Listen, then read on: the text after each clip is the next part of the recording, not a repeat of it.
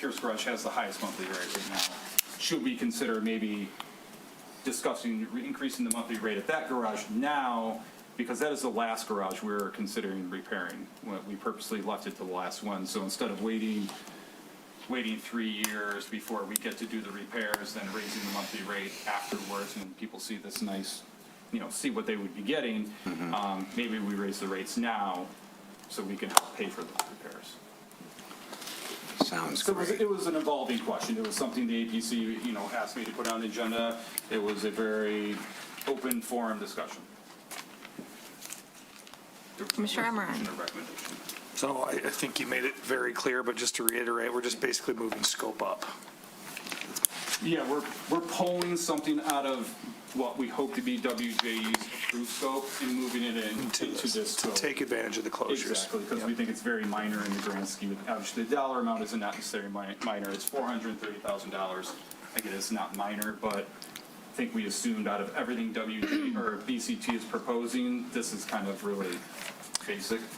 And then I'll just note out to the commission that if our parking systems manager is not comfortable painting the block walls, I'm not comfortable with that either. So I don't think that that should be included. So I would be in support of not including that, should we have that discussion. And again, I expect them to bring that forward to the commission and talk about it with, the other things that would come back. There was discussion about banners, the murals, all that stuff will come back to the commission. We can talk about it then. I'm not saying I would, it's not an end all be all for me. It sounds like we've seen painted brick masonry walls before, and it is a maintenance item. So unless we're really happy with what they're proposing, there are alternates. You could do signage that's attached to it, Right. graphics with the numbers of the floor. You could hang panels on them that are painted that color Exactly. green. So there's right. alternatives.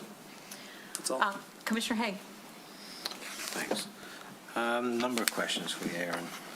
So just looking at the breakdown from RAM services and the way that the work was described.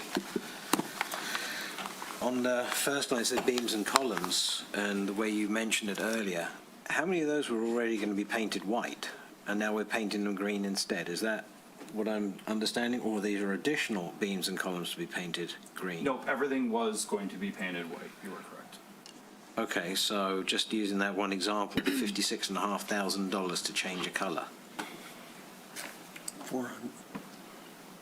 That's one of my questions, so we might as well get this straight. Are we paying $400 and some thousand just to change color? Correct. Not just to change color. Okay, well- It's also because if you look in the packet on page 2, for instance, it's to look at painting the railings on the exterior of the garage, Well, which are, that's why I was going through it line item by line Yeah, item, which were because not that in the first one of which were beams and not in the columns. white contract for the walls Yeah. and ceilings inside the garage. So all of those that go around every floor, the perimeter of the stair towers, some of the elevator features, some of the things that were not, the white was walls and ceilings. Then the interior. What were we going to do with the other stuff? Now we were going to leave We it. were going to leave it left. for the BCT people to Oh, okay. decide. Yeah, we were going to leave it. That's why I'm just looking at things Yeah. that appeared to be within the original scope, and I'm just looking at it saying, if it appeared to be in the original scope, that's some really expensive, I can get gold plate cheaper than that. Yeah, but I'm going to guess, Commissioner Haig, that when you sprayed everything white all at once, it's a little less work than if you're taping things off and having a white-green junction or two colors of green junction. I think it is more labor-intensive to use multiple colors. That's entirely In the correct. graphic you see up here, Yeah. it's like a two-tone, so the radius is, this is the work where BCT has to give them the dimensions on the radius, but then there's the two-tone green, so obviously this is a darker, then there's the lighter, strip right here that Yeah, matches I this. hear what you're saying, Yeah. but let's break it down line item by line item. Beams and columns, ceilings, walls. Okay, the semicircle's a ceiling. I get it. I hadn't got a question about that one. Not worried. Other than the fact it just feels like it's very dark, that it creates a dark overhang, but that's, what do I know about colours? It was just things like beams and columns that we were already painting. Is it really $56,000 to change colour and do some masking off work that it's probably not as much, because we're not doing the logos. We're literally masking off areas and the logos aren't part of it. It just seemed excessive. I agree about painting block wall. I've tried removing paint from brick before and I used every nasty chemical known to mankind and I regret it. It doesn't come off. It always looks terrible afterwards. So I'm 100% in support of that. Then just the last line item, mobilisation. We just got told they're already there with all the equipment. So what's being mobilised? Gotta go pick up the paint. You pay me $11,000 to go pick up some cans of paint, I'll go pick them up. My guess is, in addition, that, as Mayor Long pointed out, there's different labor folks, different personnel, and different costs involved. Because somebody that's using a sprayer and just doing all the walls and all the ceilings and all the beams and all the floors, it's a whole different story than when they have to do detail paint work. We're not doing the logos, that's not detailed We're not doing the paintwork. logos, but we are doing something where you want a clean edge with a different color paint. You have to calculate the radius, follow the plans. It's a little different than blanket spraying. So that's not included in the cost for doing the individual line items? Then what is the cost for the individual line items then? Because if we're masking everything off on the beams and columns for $56,000, what are we then mobilising for the masking off? I'm asking for detail because the detail's not apparent. And I'm reading things that appear to be duplication of work that was already contracted. It's just basically changing a colour. Like I mentioned, for things like rail coatings and what have you, I have no questions. Understood. But things that were detailed, it doesn't make sense. And it adds up to several tens of thousands of dollars. In other words, tens of % of the cost. That's all I'm asking for is clarification of what we actually get within line items that were already there. If we don't have the answer now, that's fine. I'd like to know it later. Because it's clearly a not to exceed. And that's fine. But I'd like to see it go lower than the number because it's a Right. not to exceed. That's the question.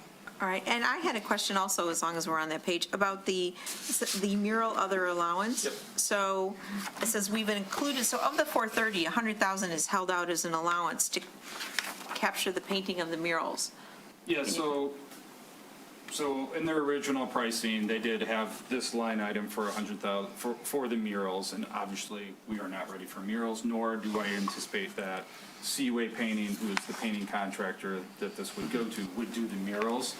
We elected to, Ram was ready to pull that out. We elected to leave it in there in case there was discussion. Obviously, there was some discussion about, well, maybe we had too many murals, should we remove some? If we elected to have an alternative, whether it's we paint the wall green instead of white, or we have some kind of an alternate, we paint across there, or that's whatever the option was we thought it was better to have a line item there so the painting could be included. As of right now, the wall is just getting painted white, and if a mural's approved later on down the line, then the mural would go on top of it. We just thought it was better to include the line item there in case we had an alternate, and then it would be included in. But we wouldn't pay it out until we executed it? Correct. It would not be paid out. So if we choose not to do any of this, then this contract reduces by that. They just gave us their highest price if we ended up wanting to do something there. Okay, thank you. Commissioner Long? What's the warranty on the paint? How long do they give us? Do you know? I did not ask that. It's not in here. It probably is in the other contract. Yeah. I just wondered if you knew what that is. I did not ask that, and I can definitely get that for you. Yeah, I'd like to know that. Hopefully it's several, if not many years for that kind of price. That's all I have. And I do wanted to reiterate what Commissioner Emmerine said, which is this is pulling forward what would potentially be done later by a different contractor when it's not shut down. Right. The odds are it would be done by the same contractor. So Seaway, to your point, yes, BCT would contract somebody out. So when we went out to bid for this Chester Street garage repair project, all 3 contractors who bid on it had a line item for painting. Every single one of them used Seaway painting. Mayor Pro Tem? Just a couple of questions. The railings that are chipped, are they going to look like chipped railings with new paint on them? Or are they going to look like new railings painted? Well, they're not replacing the handrails, so I don't think they're going to come back powder coated, but no, they will be sanded. They will be sanded. They will be sanded and repainted, so they're But nice. we may see chips underneath, or not. That's my question. We should not, no. Because now you go through all the decks, and Yeah, you see an it's like old somebody handrail. slapped paint on a Correct, These but it's are gonna- not going to be a new, brand-new powder-coated, smooth one. It No, will be, but it'll be no, the painted. chips will be. And Texture, it helps you grip it. I understand the concern about the masonry walls. Where that one is Yep. that a masonry wall? It is. Okay, so we got a problem, and I think, Mayor Long had an excellent suggestion that if it's that important, it's got graphics on it, it's not just a brick wall, that we do a panel or something. Correct, and BCT understands Sarah and my concern, and that's why at a later date, when they present their schematic designs, the intent would be that they'll either say they'll push hard that we paint it, or they'll also provide us an alternate option, which could be signage, a graphic attached to the wall. Or you They will just have an make- alternate option. You can just come up with a panel that's that big Yeah. and paint it, and you're Sure, done. yeah, Okay. but that's an alternate option they will provide. Those are my only questions. Any other questions? Commissioner Murray? Commissioner Haig brought up some interesting points. In terms of timing and their current contract, if we decide to delay tonight to get answers to these questions and bring it back to the next meeting, do they go forward with white and then we come back and paint it with green, or do we hold off on that stuff? How does the existing contract and the timing for what they're doing now move forward if we They're don't move this scheduled to forward? start with white either by the end of this week or early next week. Because they have to release our bottom two floors before they can move up, so that's kind I of, think we approve the contract and then get the answers. That was my observation about a not to exceed, Yeah. because then you take out whatever light. It's not a fixed price. It's a price per item. Yeah. Adjusting for the murals and adjusting for the masonry walls. Whatever else ends Right. up being clarified, yes. Right. Do you need a motion? Yes. Can I just move the suggested resolution in this one? Second. All right, we have a motion and a second. Any comments on the motion at the commission? Any comments on the motion from the public, either in the room or online using the raise your hand function? I see none. Ms. Bingham, a roll call vote, please. Commissioner Long, Yes. Mayor Pro Tem Ballard, Yes. Commissioner Schaefer. Yes. Commissioner Haig, Yes. Mayor Long, Yes, Commissioner Emmerine. Yes. Commissioner Host. Yes. thank you. All right, we move to new item E, next financial update. And we have Ms. Chris Braun from Next. Thank you. Right there.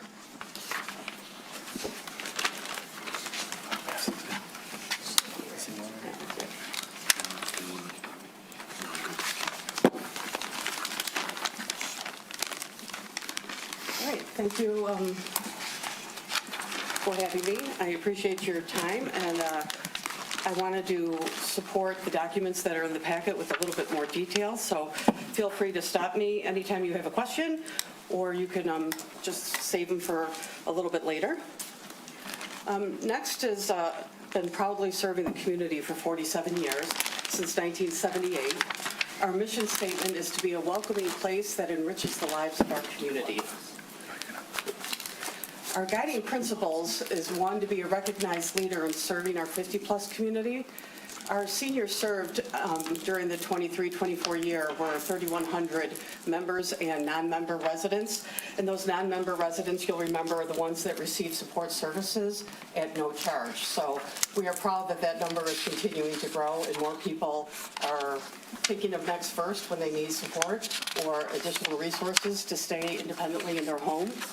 Secondly, deliver lifelong learning and wellness through comprehensive programming. Our programs are offered, I think many of you are familiar with those, a wide variety of programs, from art to travel to speakers to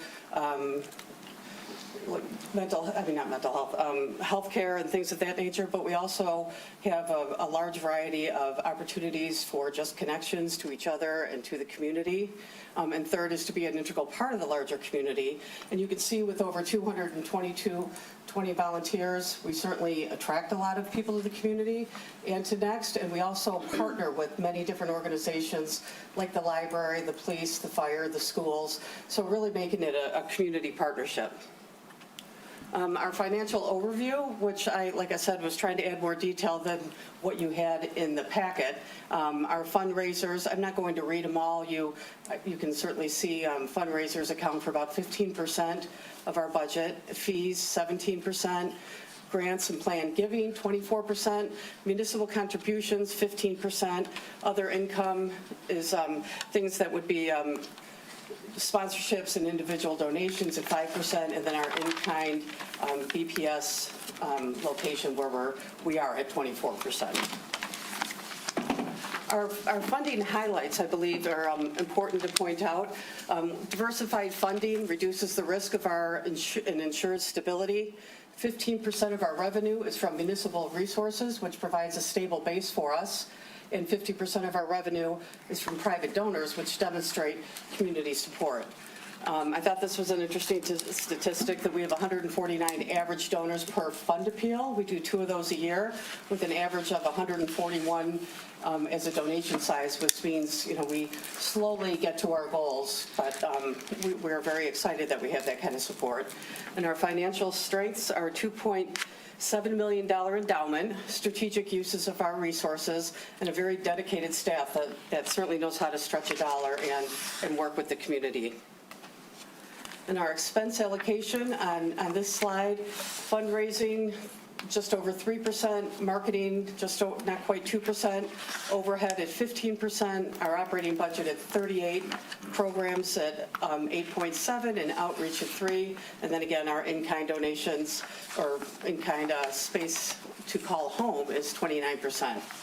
And our liquidity analysis is our operating reserves exceed 3.5 months worth of expenses. Our restricted funds are designated for at-risk Birmingham residents, and our cash on hand is $278.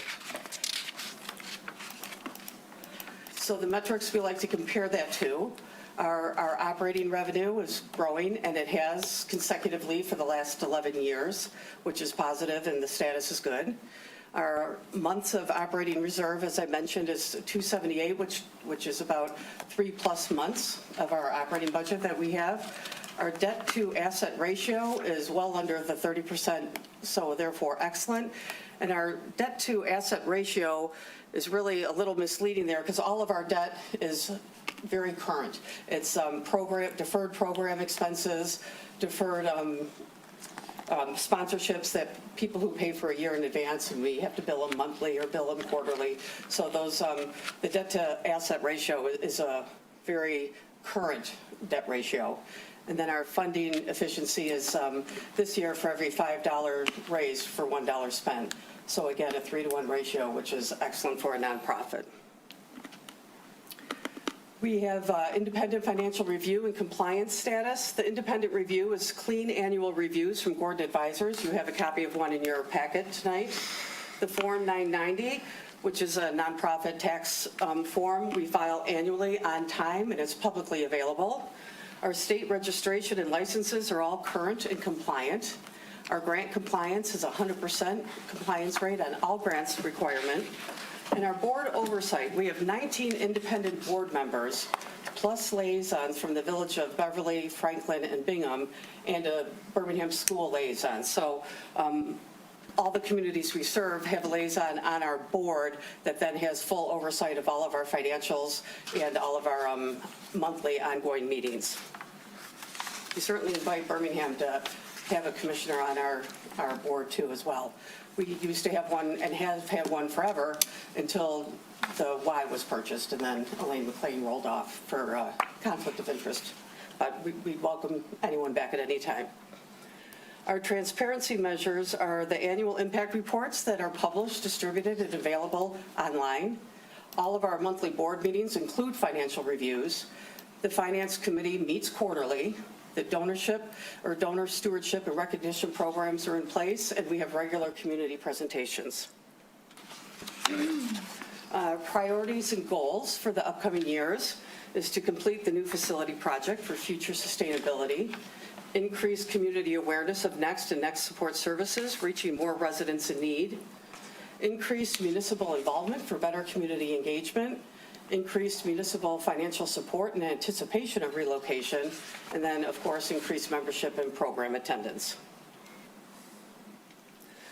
Our 3-year growth strategy is to expand our support service programs because we know there's many more people in the community in need than we're currently reaching. That's been a problem of ours. Next is really one of those places you seek out when you need it, but we tried to get the message out before families are looking and there's a crisis or an urgent, need to be met.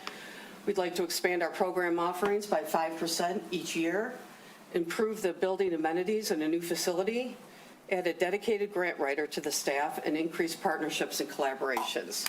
Currently, we have a nice partnership and collaboration with Henry Ford Health, and they support us by sending in their staff and their medical professionals to speak once or twice a month on issues that are most concerning to seniors, and those are very popular, always well attended with 50 or so people in attendance. And then our 3-year funding strategy would be adjust membership rates, increased fee-based programs by 5% each year, bring on additional 2 to 3 major sponsors, somebody like a Henry Ford, and we are already in talks with a couple of sponsorship opportunities for that, increase our grant applications by 30%, introduce an additional major fundraiser, and increase focus to improved plan giving success. So that is our financials, and the key takeaways would be 47 years of continuous financial stability. We've never lost a dime, never been in the red. We have strong program focus year after year, diversified revenue streams which reduce the risk and ensure sustainability, efficient operations that maximize impact per dollar invested, strong compliance record and transparent financial management, and a clear growth strategy with identified funding needs. So that is where we are today, and I welcome any questions. All right, we'll start at this end. Commissioner Host? Yeah, Chris, the only question I have for you is about the endowment, which I think you said is 2.8 or 9? Yep, correct. 2.7, okay. Are there restrictions on that? There are restrictions on about 300,000 of it. Okay, so And almost 2.5 is free for your use. It is set aside for capital improvements primarily, and that is why it's to the credit of the Finance Committee, grown nicely. We have a very conservative portfolio, but the market has been good to us, and it has increased because we haven't spent it because we had no building to spend it on. So up until this point, we've just been lucky with our advisors. Okay, that's it. Commissioner Haig? Yeah, I'm probably going to take up all the questions. Okay, so just going through the financials just for transparency. So when I look at in the package we had statement of financial positions for different periods of time. So for instance, September 30th, 2024, total assets 378,923, and then December 31st, 2024, it shows a $500,000 increase in assets, but no source because the statement of assets doesn't show what you just mentioned with the endowment fund in it at all. So that is a transfer, but if I'm doing an audit, I look at that and go, where did $500,000 suddenly spring in from in 3 months? Because there's no source there, which is account A to account B. So just a point of the money flow looks funny. We know where it came from, but nobody else does because I can't see it. If you go back a few steps in your presentation, I think it was the second slide.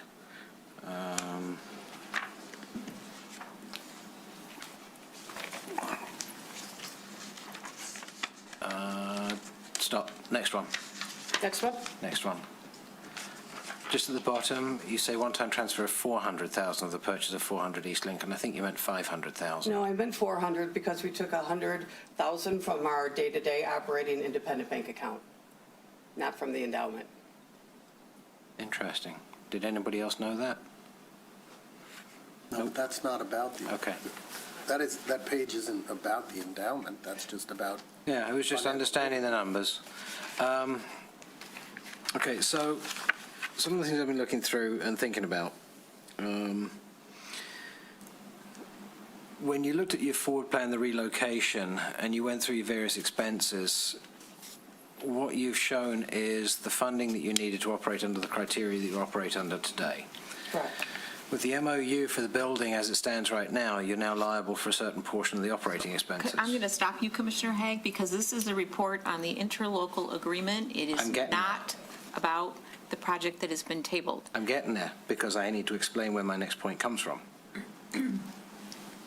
We're not asking to speculate about future expenses. This is a report Okay, that's required next by point. the interlocal agreement. Right now, the amount of money you get per capita from each city, Birmingham is significantly higher on a percentage per capita basis than any of the other participants, to the point where Franklin is pathetic, to put it politely. My goal for you is to have them match our per capita, which is $5.91 per capita for every person inside Birmingham, which would then give you an operating fund of $216,187 in contributions per year instead of 190. So that would increase your total funds, because we need to be able to put pressure on the other three municipalities to help them get up to the same level, because right now we're subsidizing them. Longer term, my personal goal is $5.91 per capita is not enough. I want to see that go up to $7. And at $7 per capita for each city, you then get $253,743 in contributions per year, because I feel you need to have higher operating costs. So the review of how this works into their funding as far as anything for the other municipalities, that's where I was going, because you need to understand why I'm explaining I feel they need more money. But the pressure is actually on the other municipalities, first of all, just to match us, because they don't. They don't value their seniors as much as Birmingham does. And the next one is I want to increase the amount of money to help you operate better, because that's going to support your offering right there of expand program offerings by 5% each year, which your current funding pathway won't support. So I'm trying to help you get there. No, I appreciate that, and as you noticed in the interlocal, there is a paragraph that allows us to renegotiate that, and we certainly will. And I know the conversations have already been had with the various villages who are supportive of increasing their contribution. They just don't know to what point yet based on what we end up moving into. Ms. Ecker? And I just want to clarify, I'm not disagreeing with any points that you're making, but that's not the purpose of tonight's presentation, because we are already in this interlocal agreement, which was signed in 2021, and we have to give a year's notice if we want to get out of it or change it, and that's part of future discussions when we decide if there is going to be a project to do something new, a new building or No, relocate. you missed my point completely. Take new building out of the discussion. This is about operating funds on an annualized basis. It has nothing to do with a new building. Absolutely nothing. That's an irrelevancy in this discussion. It's purely about the contributions to help Next be financially successful, to provide the services, as shown up here, to be supportive of the seniors in our community. That's Right. all it is. It's got nothing to do with where. It's got to do with the means to do it. Right, but the figures for each of the communities were established and agreed upon in the interlocal agreement. Yeah, But we could still ask to renegotiate Yes. it independent of a new building or not a new building, just to Correct. say there needs to be more equity based on That's- We head could, count. yes. That's exactly all I'm looking at. And if membership went up, Commissioner Haig, in those communities, would you allow, I'm actually looking at it as per capita. So it's every single resident of them. That's why I came up with my per capita number. Okay, no matter Because it's how not many It's not use. looking at membership. It's Okay. literally looking at how much do you contribute per person that lives within your boundaries. how about per senior person? I mean, people could push back. That's the original I've done that intent. before. That's what I did previously. But if we're looking at it like this, I think per capita is probably just as fair, because it comes down to what each household gets to pay in their taxes anyway. So I just picked a normalized number, because that way there's no complaining about, well, I pay more than the other guy. No, everybody pays on the same basis. Okay, so that's a suggestion. Did you have other questions? That was really, I just wanted to figure out how to help them improve to be able to provide that, because I appreciate that's that. important. Okay, Commissioner Long? No. Commissioner Bauer? Yeah. Thank you for all you do.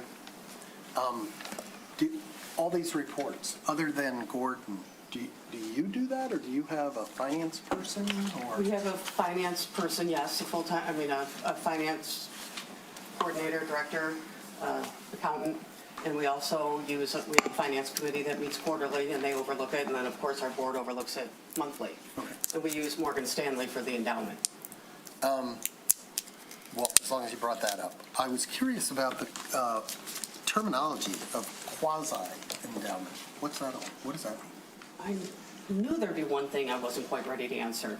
Quasi, I bet you could answer it because you do foundation work all the time. So, in the philanthropic world, you can have endowments that are determined by the donor. So the donor gives you money and says, I am establishing an endowment, and that is a full and irrevocable endowment. You can also have what is known as a quasi-endowment or a board-designated endowment, where the board decides to take funds that it receives from a variety of sources and put them in an endowment for future use. And then you can develop with it as an organization your spending policy for use of endowments.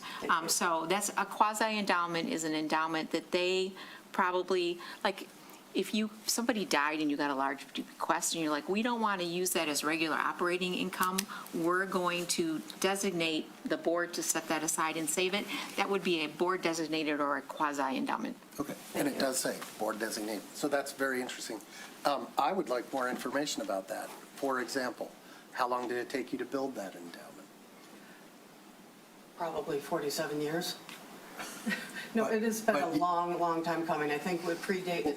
I mean, you don't have a graph that shows its growth I over do have a time. graph that shows its growth, and our graph starts in 2012 when Morgan Stanley took it over. Okay, and what was the value in 2012? 1 million? Okay, so it's gone from 1 to, what is it, 3? 2.7? 2.7, and since 2012. Mm-hmm. Okay.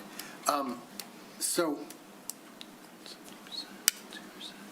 as Mayor Long pointed out, the board of your organization can designate what it's for. Correct. Have they?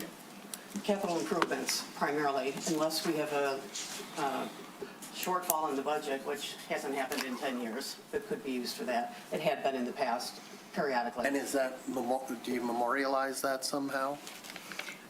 If it's board designated, the board could change it at any time, the board so sought, except for the 300,000 that's restricted. Correct. Okay. We do have a finance policy and a funding mechanism of what money will be spent in what bucket, so to speak. So, in the context of our support for you through the interlocal agreement and all the stuff we've been through over the last year or more, it is probably reasonable for us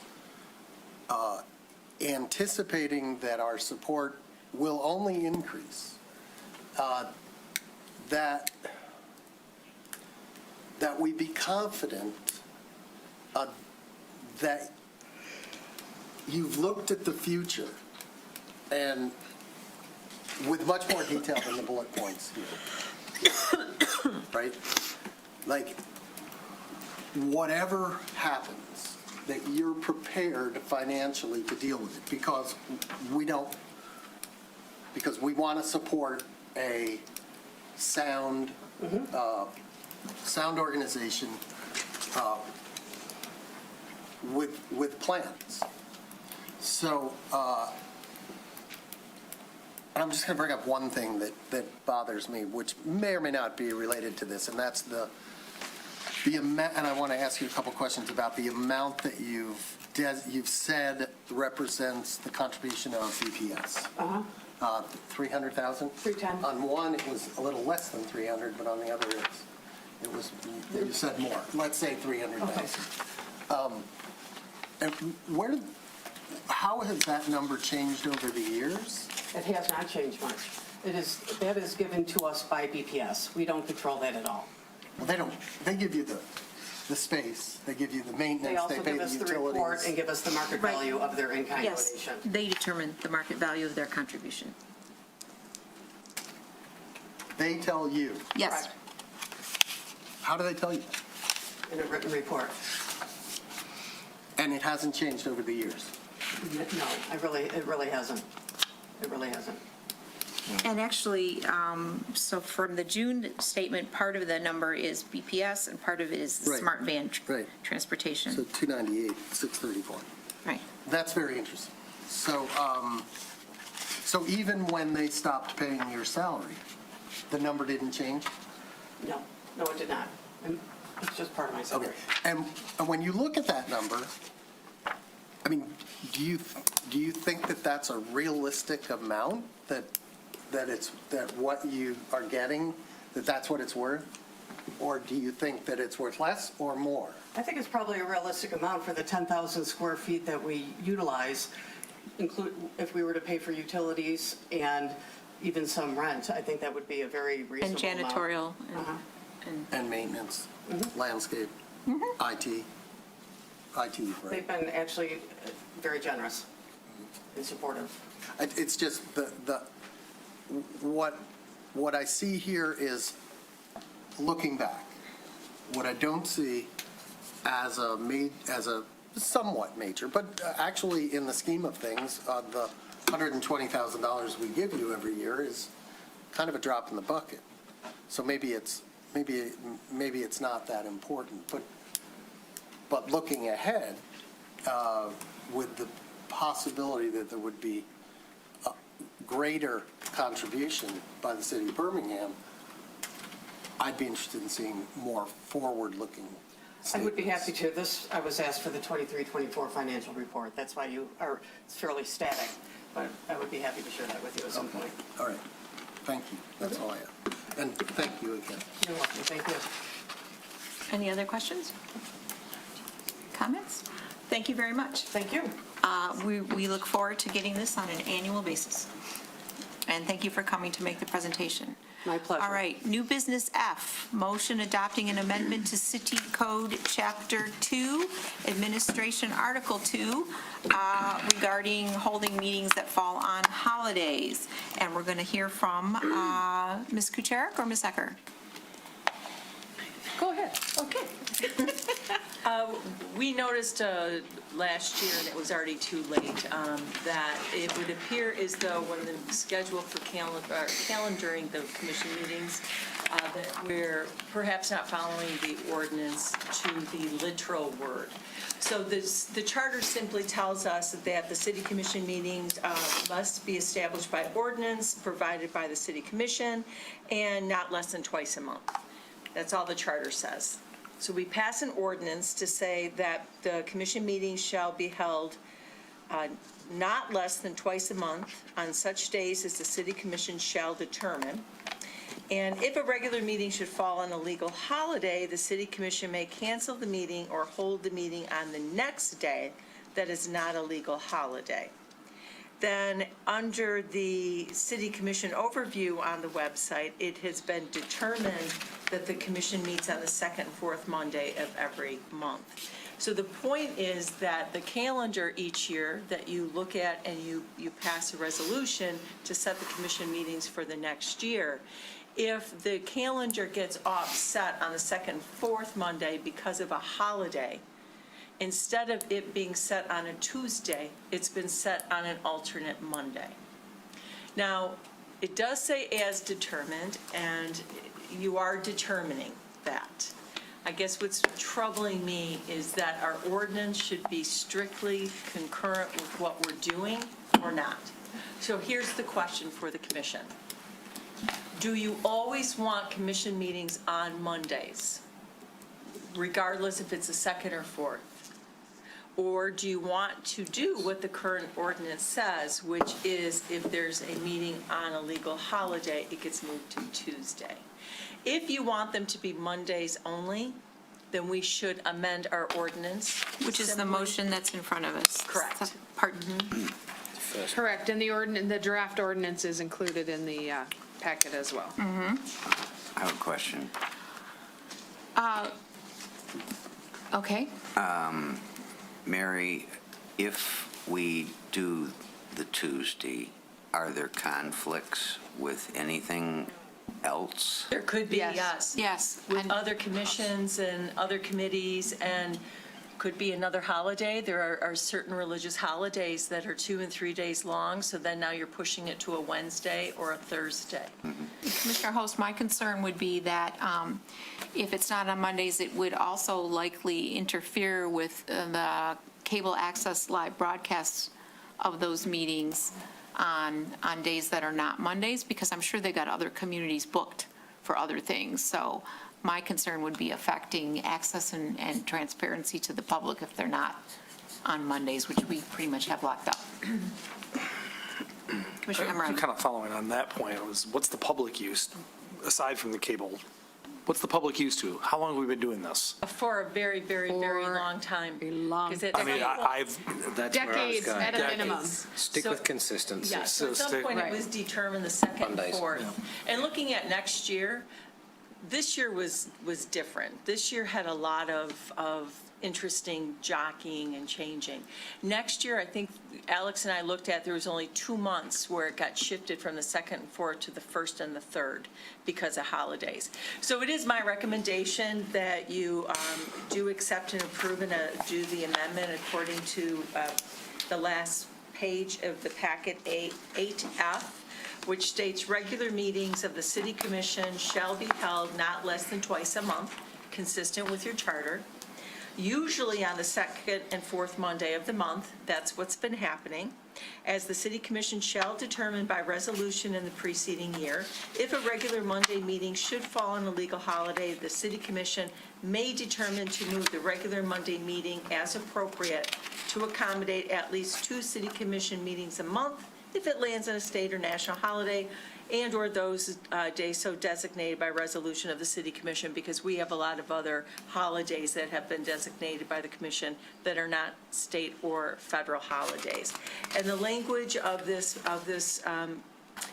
ordinance is intentional to allow for flexibility to be determined by the commission each year at the assistance and direction with the clerk.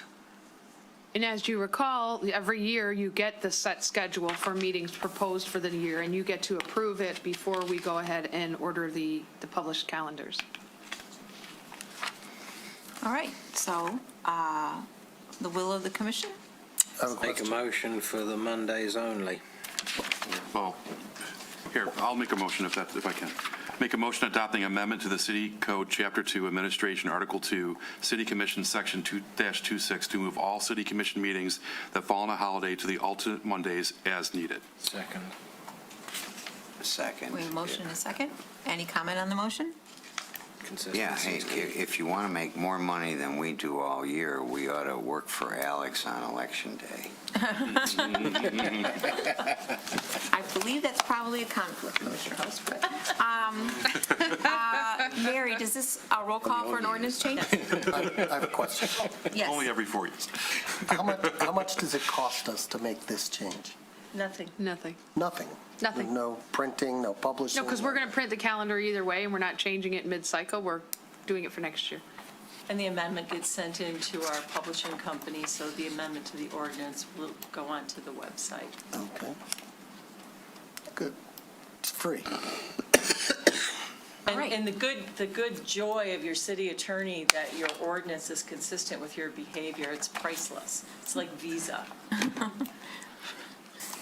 So noted. it was mastercard. Ms. Bingham, roll call vote, please. It's priceless. Commissioner Emerald, yes. Commissioner Host, Yes. Mayor Therese Long, Yes. Mayor Pro Tem Ballard, Yes. Commissioner Anthony Long, Yes. Commissioner Schaefer, Yes. Commissioner Hayes. Yes. All right, thank you. We now move to commission items for future discussion. A motion required to bring up the item for future discussion at the next reasonable agenda. No discussion on the topic will happen tonight. Anything? Seeing none. Commission discussion on items from a prior meeting. Commissioner Haig, we are in stage 1 for resident survey. Is your opportunity to convince us to move it to stage 2? Why would we not want to know what the residents here that live here want? Why would we not want it? Anyone that says they don't want to know, why are you sitting up here? That's just the compelling argument I have, is I want to know. Are you an inquiring mind? Every once in a while, it happens, yeah. All right, so, It's a great concept. So the next step would be to ask them to come to research what it would take to do a survey like this and tell us how much it would cost, who would do it. They'd have to issue an RFP, right? Or just do it with the internal resources of having two people working communications already. Yeah, why doesn't? You had mentioned at one point that it should be scientific, right? Yes. So scientific is. So the city would let us know whether they believe they have the capacity to design a survey.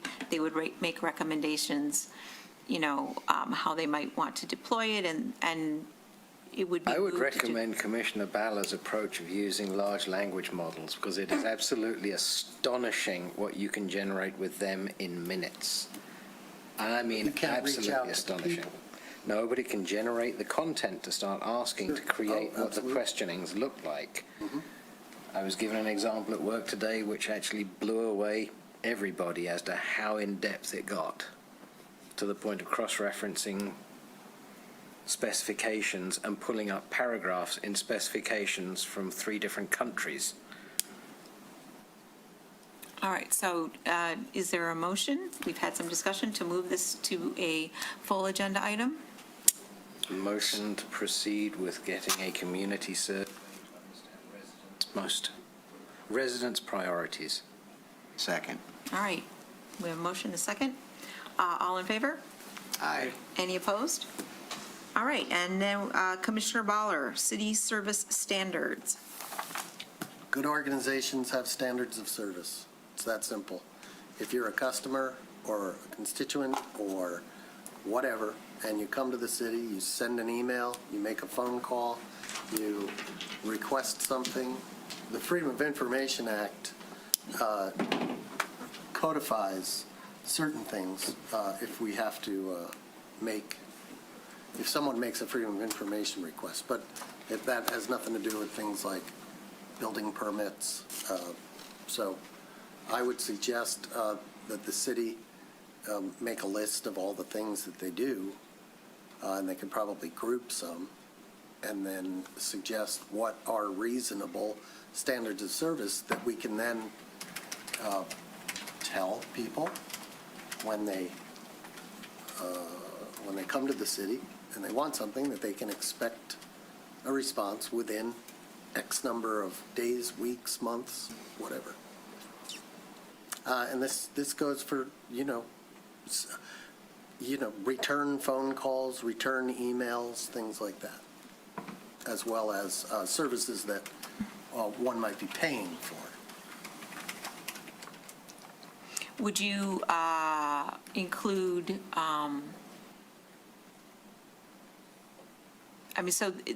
are these administrative taxes, or also are administrative services, or only like, you said permits, FOIAs, phone calls?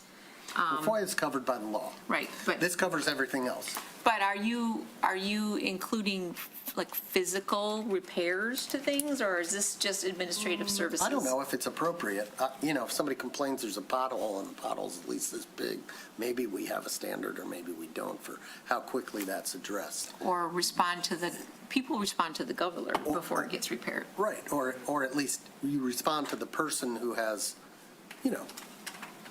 expressed the concern, right? A lot of times, we get lots of emails, right? Sometimes one or more of us respond. Sometimes nobody responds, right? Because, No. No, okay. I always respond. Okay, well, Well, so what you're really looking for is a standard of follow-up, a time frame for follow-up, and to ensure that there is a response given, so that things don't just fall into a vacuum, which creates further frustration. well, and some of the things like building permits or permits to add on a patio in the back or a dining platform or whatever, those people ought to have reasonable expectations for when they'll get. I've heard stories of people waiting months and months to get a building permit. So that was, to be honest, that was one of the, but it's more than just that, I think. You don't have to cover everything, but you got to cover the things that are important to people. All right, so Ms. Eckert, it sounds like this would be in your court to propose. Or it's in our court to. To decide if you want it to be an agenda item. No, to propose what things might be covered should this get voted on tonight. to approve, you know. We can give some examples, for instance.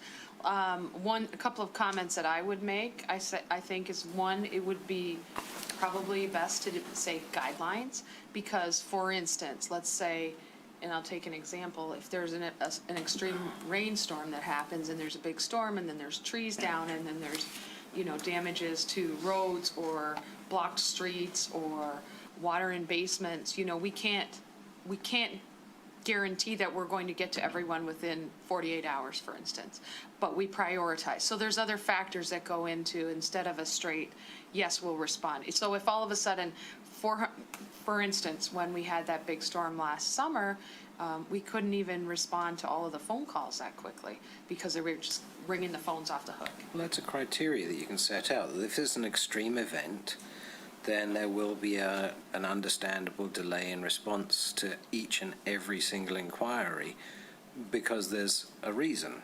And that's why I would recommend a If it's guideline. normal business, it's something different. I think that's sort of where he's going. I understand what you're Sounds like saying. Claude could help.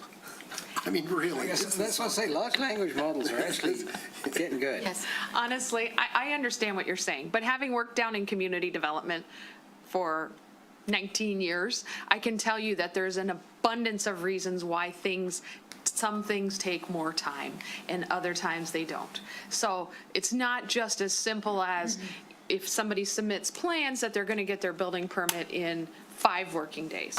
We don't know what kind of emergencies or situations come up in those 5 days. We don't know whether they've submitted full and complete plans or there's something missing. So a lot of times those delays are because they haven't included everything and they go back and the building department or whoever goes back and says, okay, well, you're missing X, Y, and Z, and then we wait another 3 months, and then they want it turned around in 3 days. Now, to be fair, there's also examples where things get reviewed and something comes up later in the process that people weren't told about.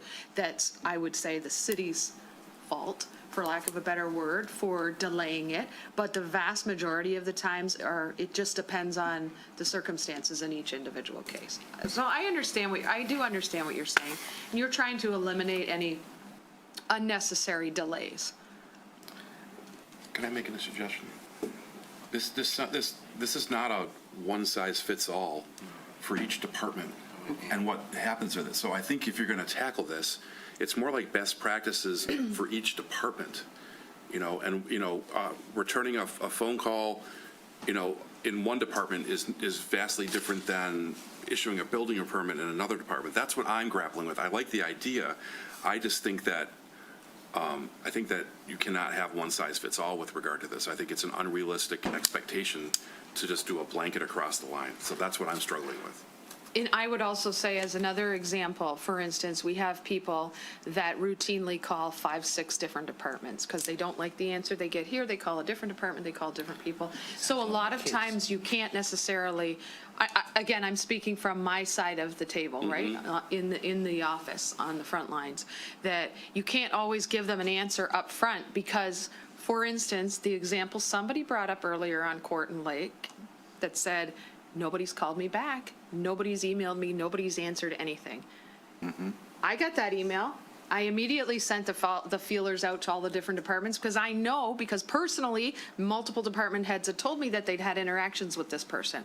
But I can't respond right there in 5 minutes because I have to lay out all of the facts and I have to talk to all of the different people to say, so that allegation was made, and you can see from the email, it was not true. There were multiple communications back and forth. But it takes time to do, when somebody makes an allegation, it takes time to do all the research and get all the facts in order and respond. Then we have other multiple people that just routinely call with all kinds of things, and they call different departments and. Could we have that list? If you want to call me sometime, and I'll be happy to discuss a few of them. We have a few regulars that do call on a regular basis, and, a lot of times they're legitimate concerns, other times they're not, but it takes time and effort for the staff to go around and figure out if they're valid concerns. Well, would it be potentially more helpful? Because GovAlert has a form of externally viewable tracking in the responses that happen. and I know it is tracked as a metric inside the city. We were told that several times very early on, and it has expanded in the scope of it. Is there a way of trying to almost push things into that system so that there's a visibility for Oh, my you goodness, track we've it been back? trying to do that since we started GovPilot. But to push it further, to basically, someone phones up and says, I blah, blah, blah, and I'm like, thank you very much. We need you to fill it into this system. It'll take you Or we put it 60 in. seconds. Well, we put it in. Right, and how It'll many take you times 60 have I asked that in an email or a communication? But we also don't want to be rude to customers, to Well, no, residents that this are is the calling direct us. response to them, and phrased politely, obviously, but we have this system. This is how we're tracking exactly what you're asking for. We can service your requirements much better if you help us by doing process X. Well, I 'Cause don't it'll use serve a couple of computers very purposes. well. I don't know how, I don't have that on my phone. I'm not comfortable with that. I'd rather just leave them, there's a lot of different things. And there's the an online excuse for form. everything. There is the online form as well. And I thought it was about 1/3, 1/3, 1/3 the last time we reported. Melissa, do you remember the number? Yeah. I think it's going more towards GovAlert, and we are definitely trying to push that. Right. But then you still get a lot of people that say, well, I don't want to do that. I'm just putting Right, it in. and I look at GovAlert pretty regularly. Some of the things that are on there are not things you can fix, some of the complaints. So they don't get closed out, they linger because there's not a resolution, so that's a separate category. But, so all of this could be, if the commission wants, if we want to bring it back, if you, Commissioner Baller wants to make a motion, we'll move it to a full agenda item if the commission votes that way, and then the city manager can come back with some thoughts on what things might be included and what standards might be, and we can have a discussion.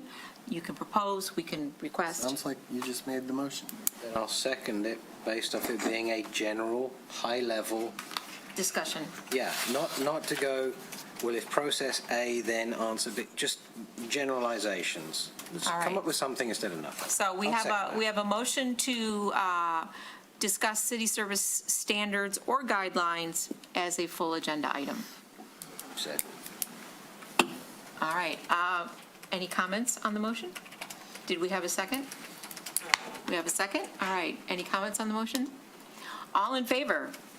Aye. Aye. All right. Hey, before we move on, Madam Mayor, can I just ask you one question? Certainly. When are we going to talk about infrastructure? We are bringing one or two commission items from a prior meeting at each meeting, so I don't know where it is on the list. It might be next meeting or the meeting after, depending on the amount of items on the agenda. So we're trying to make room to discuss each one, not everything all at once, because they're certainly not going to come back as stage 3 all at once, and trying not to go till midnight. So we've got a And we list. do have discussions, to talk about which items those are going to be and which ones are the next ones on the list. Yep. And, for instance, we didn't do the resident survey one meeting because we knew Commissioner Haig wasn't going to be here Yeah, and it was well, his we topic. had it, and For instance, we didn't yeah. address it since you weren't here last meeting. So yes, it's coming up. All right, removed from consent agenda, none. Communications, we have several letters about the Community and Senior Center, one about the Memorial Day service. We have a communication regarding the Woodward Corridor Plan, and I want to point out that there is a meeting from MDOT at Baldwin Public Library, June 12th, which is Wednesday, from 3 to 6 p.m., where they are taking comments on the entirety of the Woodward Corridor Plan, not just the Birmingham section. They're having one meeting in. Yeah, I think it's Thursday. Thursday, not Wednesday. Excuse me, Thursday, June 12th. One meeting in Birmingham, and then there'll be a meeting June 17th in Detroit. So anyone can come and give comments on the meeting. This is not to address noise issues, which was, I attended the meeting that Representative Price had it at the Baldwin Library, as did Commissioner Baller, and heard what progress they're trying to make on that. But it is an opportunity for citizens of Birmingham to stand up and say, this is what we want for Woodward. We want it to be more pedestrian friendly. We want what was proposed in our road diet submission, and to just advocate for a more pedestrian focus than MDOT currently has, which seems to be more about moving metal than about quality of life issues or pedestrian safety, or the fact that it bisects our community. So again, we encourage any residents who have any thoughts to attend this meeting at Baldwin Library and to speak out from open house from 3 to 6. As representatives of the people, I think we have a responsibility to be there. Because as much as I love and respect my constituents, I don't expect them to turn out in force with the passion and knowledge that we 7 have, and you, and Nick Dupuy. I hope you're planning to go. Absolutely. In the last open house they had, I went and attended, as did Nick's gone, the entire planning staff, and I believe some of the engineering staff as Good. well. Yeah. They, by the way, advertise a survey of some sort, which is impossible to access. Yes. Very frustrating. Oh, the only one I managed to find was the HOV lane one, but that wasn't MDOT, was it? No, I think it was MDOT. Okay, I know I did that one, but I couldn't find another one. Yeah, I think there was a survey, but it's not open anymore because you have to have a Be able to log in. login to get to it, so.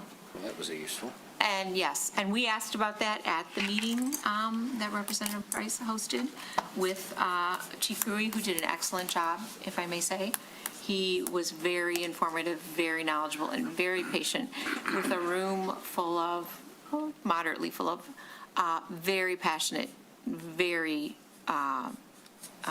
distressed individuals, primarily from Royal Oak, more there than here. But he was very patient and did a great job of explaining what the issues with the noise ordinance are. And May I? yes, I spoke with a couple of the people afterward, and my impression is that, we're doing our best, but if they think we're going to solve the problem, they're probably wrong. That they need to do some things, and I suggested a few things, some of them quasi-legal. Because I don't think we're, now, I was out there on Saturday night, and I went up and down twice, up, down, and it was the fourth leg where I saw police cars. They were quiet and not lit up, and they were probably gonna pull people over. And this was at 10 o'clock. Mayor Long knows because I called her. At first, I was like, where are the cops? And then I saw them, but I didn't see their lights going.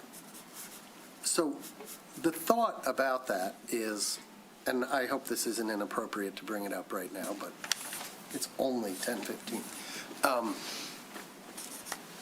It's an enforcement thing, but it's also like a publicity, public relations, scare 'em thing, right?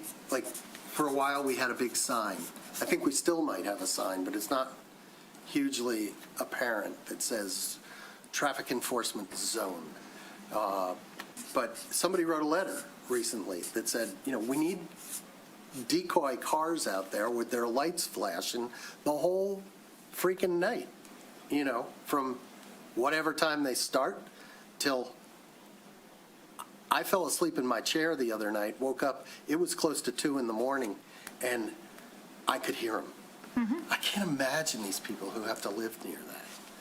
I do.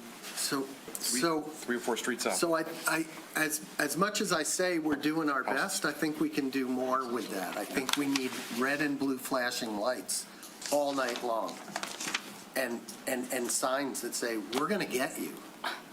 Don't even think. I mean, literally, don't even think about it in this town, and we'll come after you. And I appreciate that a year or so ago, you told the police, go ahead and write the tickets, because for a while, they weren't even writing the tickets, because they couldn't enforce them. You said go ahead and write the tickets. I think you ought to tell them to go ahead and do a few other things that, you know, Madam Mayor, so that's, Yeah. I was in one of those cars for 5 hours Saturday night. tell us. You know, we were out there, and a lot of tickets were written. So you hear do you mind if we have a brief cut? You guys probably want to understand this, right? From his point of view. Well, you're going to ask him, you're going to ask a question on behalf of the board. You're not going to have an independent conversation. No, my question would be, give us a 5-minute overview of what, So technically, we move to commissioner reports. You know, actually, that's a good segue if you want to Yes. just call it a commissioner report. It is, okay. So Commissioner Host, would you like to make a commissioner report? Okay. You know, normally, thanks to the grant we get from Oakland County for overtime, we can have 6 cars out there. We did not because of someone was sick and someone was filling in, and we had 4 cars. Okay, so in a sense, we were understaffed. Now, the southbound traffic, thanks to the construction at 14 Mile to 13 Mile, I think that eliminated some of the problems Saturday night. We handed out, my police car handed out a few noise tickets, but there were quite a few other ones. And the joy of giving those tickets is it doesn't cost you any points, it only costs you $130. So people are a lot nicer taking the ticket, knowing that they don't get points. And then we had a domestic issue over almost in Troy that took 2 cars at 11 p.m. And I don't think you want me to go into it, other than it was handled beautifully, and 3 neighborhood teenage boys really did the community a great service, helping a person that was under duress over there. Now, that meant for possibly an hour, there were only 2 cars out on Woodward. And, you know, each one has a quadrant. The four have the quadrants, you know, to go both sides. And to my knowledge, nobody had any issue in the neighborhoods during the 5 hours, And other than this mental health issue. And I will note that following the discussion about this issue on Nextdoor, it seems like the actions we've taken here in Birmingham, led by the city manager and Commander Gruey, to have those policing agreements with the owners of the private parking lots and putting in the new short limit parking restrictions that we introduced in April are having an effect, because the problem is now better for us than it was, but it is much worse south of 13 Mile, and now they're complaining north of us in the township, so that the problem didn't go away. It got squeezed south and it got squeezed north because we're doing a better job of controlling our environment. That is an excellent observation, because, you know, it really picks up south of 14 Mile and north of Big Beaver. Yep. It does, and you can see people congregating in those parking areas, so that becomes an audience for people to. Yeah, and as a matter of Show fact, off. Royal Oak took an action, I think last weekend, to impose some control on that Jeep parking lot, which they hadn't done previously because it became such an issue. They showed up over there and shut it That's a public parking down. lot next to the dealership, yeah. Right. They went over there and shut it down, yep, because of that. But so I think we're doing what we can, we're doing as well as we can, and we just have to keep hammering at it. And the suggestions about lights and policing and continuing to work with Representative Price and continuing to tell MDOT our concerns, So thank you for your commissioner report. Commissioner Host, do we have any other? No, I have commissioner another reports? one. Oh, okay. You remember when City Manager Marcus said you should honor community citizens that make Birmingham a special place. You shouldn't be honoring the hired staff, the personnel, which is more or less how we've been doing this. Well, the Pat Andrews Foundation, which is a legitimate 501c3, is going forward. But I just wanted to mention she was one of our historians, and we had two others that were eminent, and that was Harlan Smith and Max Horton. Now, nobody's ever thought to do something for these gentlemen, but Pat was a teacher and impacted all of the people that are probably in their 50s here. She taught them in first grade. Anyway, I'm delighted to tell you we started Thursday. We start doing the reading library on Fairfax, next to Chesterfield Fire Station 2. So, and thank you. All right, wonderful news. Commissioner Haig. I don't know if it would fall under report or comment, but I'd like to talk a little bit about the fair. Probably comment. Commissioner comments. So do we have any other commissioner reports? Seeing none, we'll move to commissioner comments. Commissioner Haig? Okay, the only reason I asked for report or comment was because I went out there on Saturday to just go and see what was going on after we heard of everything. So I took my family out there during the day. It was to be expected with family during the day. But I wanted to get a feel for what was going on in the evening. So just kind of quietly walked around, had a chat with a number of the police officers there, and they were all very careful, all in very good moods, and saw some of the interactions, including there was one when I was chatting to some officers, one kid turned up and wanted to start filming everyone for content, and the officers were very polite and very kind and declining, saying thank you very much, but no. Kid moved on. The plan that was executed in the evening, it was an interesting crowd. I wasn't the only person out there that was watching what was going on. I bumped into one or two other people who can have influence within the community. And I would say that the plan that was executed, that was generated based off Friday night's learnings, was executed extremely well. I didn't see any problems with it. The only thing I would really say is they need louder loud-hailers, because the ones they had weren't very powerful, and it was a little bit difficult for everyone to hear when they were asking everybody to disperse and move out south of the park and not go north. So overall, I think there was an extremely good job done. I was very impressed with how carefully everything was managed. There were some clear opportunities for flashpoints, shall we say, that were quite visible, and they were handled very well. And so I think they did a great job. I think it helped make it a success given the issues on Friday. And I would like to see the fair continue. I know we've had emails people saying, oh no, that's enough, cut it out. I think we do need to have a smart conversation well in advance of the next one, because I did chat about a couple of ideas with some of the officers about how we could manage it better in the future. Things that I've seen in the past were fenced-off areas with 2 points of entry and exit that were fee-based just to get through the gate. And I actually chatted with some parents at one of my kids' schools. There are 3 fathers there that work for 3 different police departments around Oakland County. And one of them works in Dearborn, and he said, as soon as you charge entry, most of your trouble goes away. That's their experience that he's seen as well.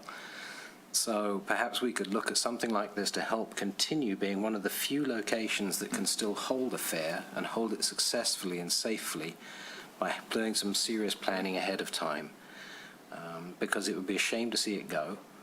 A lot of people look forward to it, and it's just the few elements that make it a bad event, which have caused other municipalities to have the problem. So I just wanted to say thank you to everybody that did try very, very hard to make it a good event, make it a safe event, and for the very level-handed handling of potentially inflammatory groups.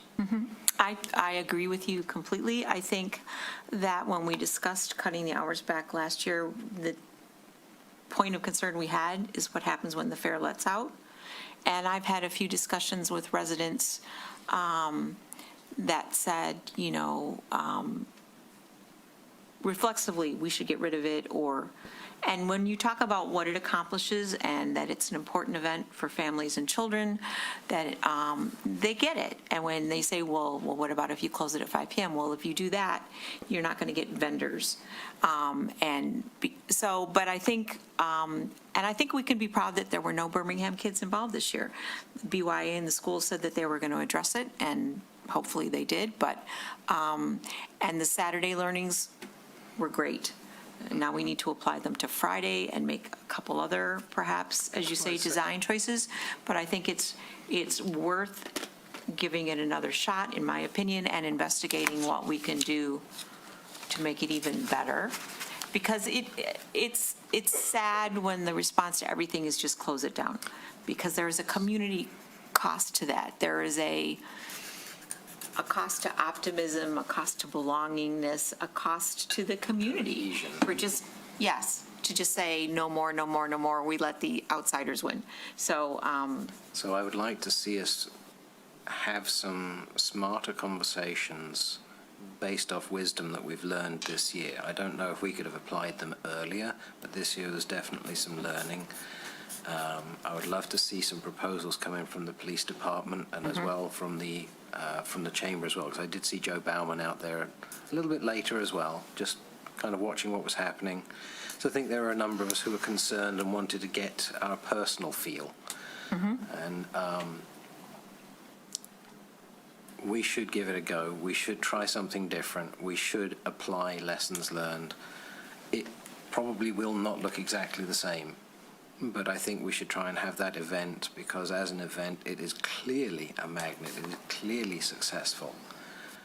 And I want to continue with that as much as we can within safe boundaries. I just had one comment. I have a commissioner comment as well, but just on that topic. I did drive around town both Friday and Saturday. I think it was a success. I commend the police. Every corner that I went to, at least one of the quadrants of that corner, pick a corner in Birmingham, there was at least one, if not two, officers on that corner. Of every corner I drove around the fair. Not in the fair, drove around the fair.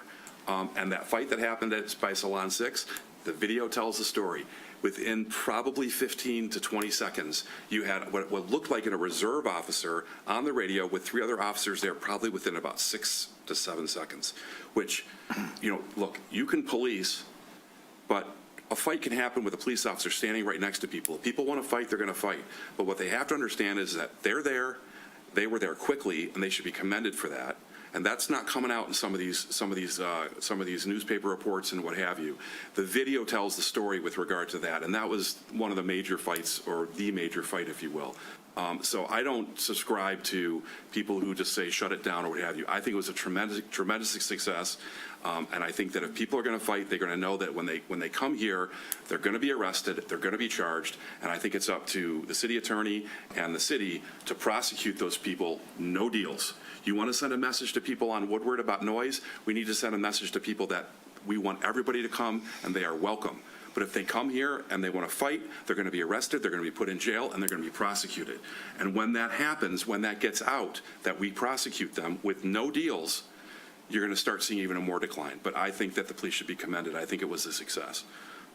My second comment is, I don't know, I'm assuming the city of Birmingham does the plantings in the middle of Woodward, or is that MDOT? Who's responsible for those plantings? Well, the Michigan Department of Transportation is responsible for the corridor as a whole. We did have approximately 20 some odd years ago a plan that was done by consultants to beautify the area, especially within, I think it was Brown to Oak, maybe. Okay, cool. So we did get special permits from MDOT to do that and to allow additional plantings and to put irrigation in and so on. And so we do primarily maintain those garden areas, as well as provide supplemental lawn cutting services, because what the state gives us for cutting lawns is not enough. So absolutely beautiful. My concern is the turnaround just south of Maple. The last turnaround has grasses growing. And those grasses get longer as the summer goes along. And they're getting to the point now, if you're in a sedan or a car that's not an SUV, you can't see. I do that turnaround almost every day, and it's getting worse and worse and worse. I don't know if they can take out, but there's a little bit of a hill there when you're sitting there and you're looking up Woodward. And even without that blocking your view, cars are coming up in that left-hand lane, the first lane you're going to encounter when you do the turn, when the Michigan turn, and they come on up on you fast. You add in the fact that these grasses, by August, you will not be able to see over them in a regular sedan, and we're going to have an accident. So I just wanted to mention that. I was going to mention it numerous times even last year and didn't, but because it is beautiful. But I think that maybe there could be a section that's removed and maybe lower plants put, so you have the people. For the vision clearance For the triangle. vision clearance, yeah. Yeah. And I mean, go out and take a look at it and take your own view of it, but it's dangerous. There's rules and standards on that, too. There are. You could ask Julie if you don't know. Oh, there absolutely are. If it's within 10 feet of the curb, there's height restrictions, and then, Yeah. you know, They grow, they're beautiful, but they grow pretty there are tall. definitely standards. Yeah, okay, thank you. Any other commissioner comment? Commissioner Host? I just want to piggyback on the fair. I hope we have some time to work with the chamber to try to find some resolution to keep it going. But my thing is, 2 months ago, we were dealing with speed remediation, specifically on Arlington and Shirley, and we actually asked Nick and the staff to find out what Arlington Shirley people are interested in. We will hear from them within a week or two, from the citizens. But now to my specific, and this is actually a show and tell because I was at the farmer's market yesterday. An 8-year-old who lives at 421 Arlington came up to me and he said, "Mr. Host, here's how they go by my house. You need to put a stop sign at the 3-way stop." And I thought, we're not paying this kid enough. Anyway, that's it. All right, any other commissioner comments? All right, advisory boards, committees, commissioner reports and agendas, legislation, city staff, motion to adjourn. Motion adjourned. Second. Okay. All in favor? Aye. We are adjourned.